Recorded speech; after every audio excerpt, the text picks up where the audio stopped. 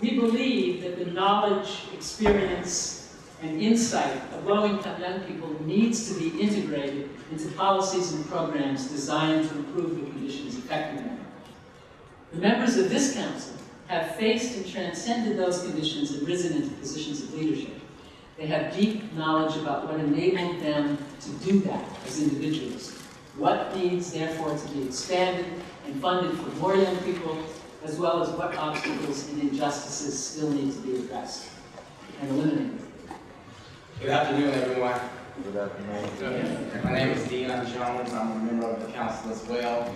I also serve as Special Project Assistant President at Be the Change Incorporated. We're a social entrepreneurial firm that creates social issue-based campaigns that I say change the world they actually do. Too many times in our low-income communities, community members are the objects of service, and unfortunately, they're not the architects of it. Too many times in low-income communities, low-income individuals feel like they are a problem to be fixed instead of being empowered to fix their communities themselves.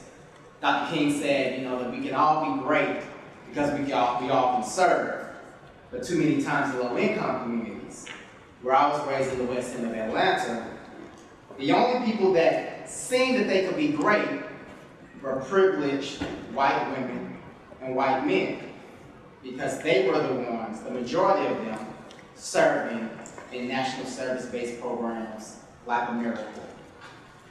So we, those who were born poor, born white, born black, born Latino, born Native American, we fall by the wayside because as a group of poor people, we feel that we can only be served and not that architect of service.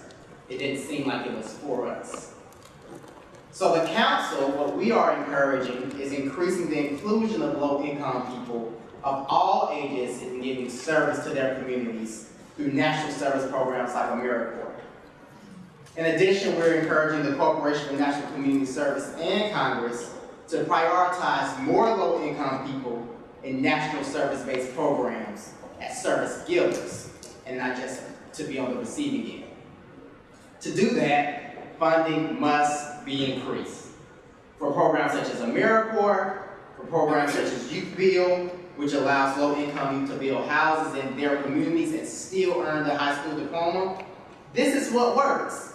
We've seen it work, because there is power when people who are from the community are serving their own communities. I really do know this for sure. 3 years ago, when I was a sophomore in college at American University, one of the programs I started was the Manifest Leadership Institute here in DC. And it's a leadership and academic development program for formerly incarcerated youth. We're in our third year now. We've sent 30 young men to 4-year universities. But I remember the first kid that came in my program, and he was so, well, I would say just so bad, just really, really bad. And he always argued with me. And I was wondering, whether it was I really had shared a lot about my background with him. But he said, you know what? You don't know pain. You don't know what that is. But he didn't know that many times I've seen many of my friends and many of my family, some of my family members gunned down. I actually saw my friend Tony in high school gunned down right in front of my eyes. He said, you never had to sell drugs, but he didn't know that my mother was married to one of the biggest drug dealers in the South. He said, you never had to struggle, but he didn't know that there were times when I would walk in my house and I couldn't turn on the light, or times when I would see my mother take food from my sister's plate and food from my plate after we were finished to make a plate of her own. So I told him, now I can't help what happened to me and you can't help what happened to yourself. But we can both make the decision not to be reduced by that. I'm not here to complain, I'm here to empower you and help you turn up the volume in your life. He's a formerly incarcerated individual. He's now on a full scholarship at Central State University studying to be a teacher.